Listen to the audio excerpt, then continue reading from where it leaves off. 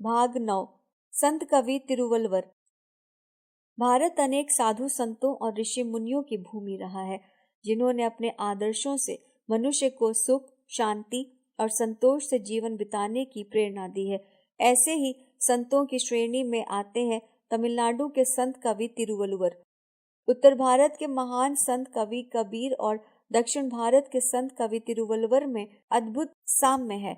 इन दोनों के माता पिता ने इन्हें जन्म देकर कहीं असहाय छोड़ दिया था और फिर निसंतान एक दंपति ने इनका लालन पालन बड़े स्नेह और यत्न से किया था। व्यवसाय से भी दोनों ही जुलाहे थे। दोनों ने गृहस्थ जीवन व्यतीत करते हुए सात्विक जीवन की साधना की थी। इतना ही नहीं, दोनों के जीवन की अनेक अलौकिक घटनाएं भी समान थी। प्रसिद्ध जनश्रुति के अनुसार तिरुवल्लुवर के पिता का नाम भगवन और माता का नाम आदि था। भगवन जाति के ब्राह्मण थे और आदि अछूत जाति की कन्या थी। किसी कारण से भगवन ने सदा घूमते रहने का व्रत ले लिया था और इसलिए वे अपनी पत्नी के साथ सदा घूमते रहते थे। एक दिन से अधिक वे कहीं टिकते न थे। भगवन और आदि अपने शिशुओं को जन्म देते ही छोड़कर चल देते थे। तिरुवल्लुवर को भी उन्होंने पैदा होते ही छोड़ दिया था। ये नवजात शिशु वल्लुव जुलाहा जाति की एक दयालु स्त्री को एक पेड़ के नीचे पत्तियों पर लेटा मिला। उस स्त्री के कोई संतान न थी। नवजात शिशु को देखते ही उसका मातृत्व उमड़ आया और भगवान का प्रसाद समझकर उसे उठाकर घर ले आई। उसका पति भी बालक को देखकर बहुत प्रसन्न हुआ और दोनों ने मिलकर बड़े यत्न और प्रेम से बालक को पाला।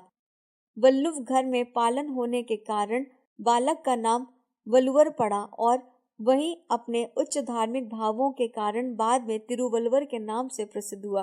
तमिल भाषा में तिरु आदर सूचक शब्द है, जो हिंदी के श्री के समान है। इस प्रकार तिरुवल्लुवर का आशय हुआ श्री वल्लुवर।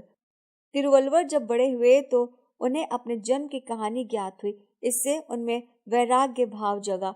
अपने धर्म पिता और धर्म माता से अनुमति लेकर उस समय की परंपरा के अनुसार वे तपस्या करने के लिए सघन जंगल में चले गए। उन्होंने वन में तपस्वियों की देखरेख में ध्यान और योग का कठिन अभ्यास किया और तंत्र मंत्र की सिद्धियां भी प्राप्त की। लेकिन थोड़े ही दिनों में इन सब से उनका जी उचट गया। उन्होंने सोचा, संसार की सेवा करने के लिए हमें संसार के लोगों के बीच रहना चाहिए।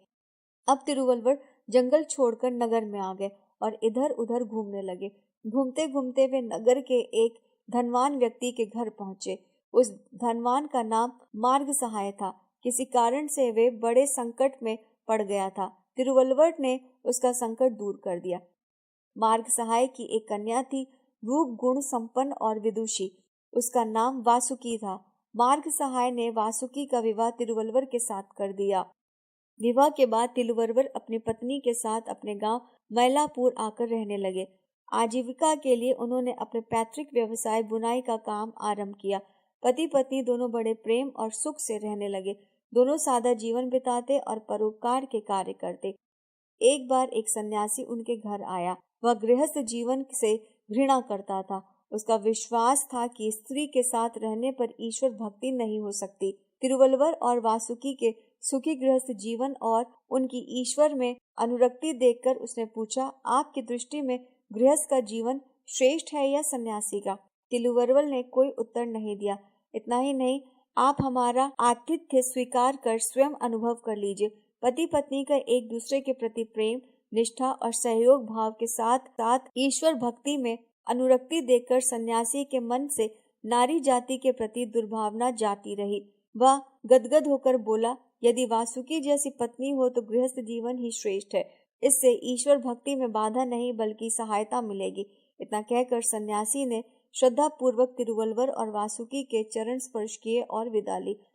तिरुवल्लुवर अन्न के महत्व को भली भांति समझते थे। अन्न ही ईश्वर है, ऐसा मानकर वे अन्न के एक एक दाने को मूल्यवान मानते थे। अपनी प्रिय पत्नी वासुकी की मृत्यु के बाद तिरुवल्लुवर संसार से विरक्त हो गए। पत्नी के वियोग से उनकी काव्यत्व शक्ति और अधिक मार्मिक हो गई।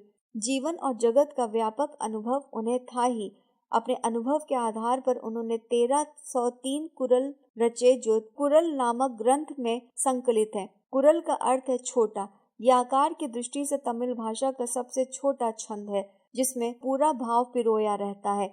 ये लगभग 1.25 पंक्तियों का होता है, यानी आकार में दोहे से भी छोटा, जैसे तियेवे तिये पैतलाल कियेवे तीनुम अंज पुडये, अर्थात बुरे कर्म का बुरा फल होता है, इसलिए इनसे आग से भी ज्यादा डरना चाहिए। तिरुकुरल 3 खंडों में विभक्त है, धर्म, अर्थ और काम।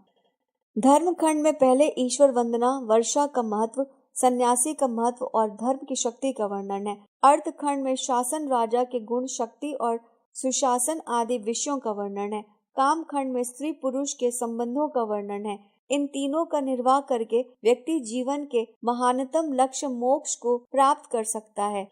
तिरुकुरल को तमिल भाषा का वेद माना जाता है। तिरुकुरल का अनुवाद हिंदी, उर्दू, संस्कृत, तेलुगु, मलयालम, मराठी आदि भारतीय भाषाओं में और अंग्रेजी, रूसी, फ्रेंच, जर्मन, सिंहली आदि विदेशी भाषाओं में हुआ है। आगे कुछ कुरलों के भावार्थ दिए जा रहे हैं।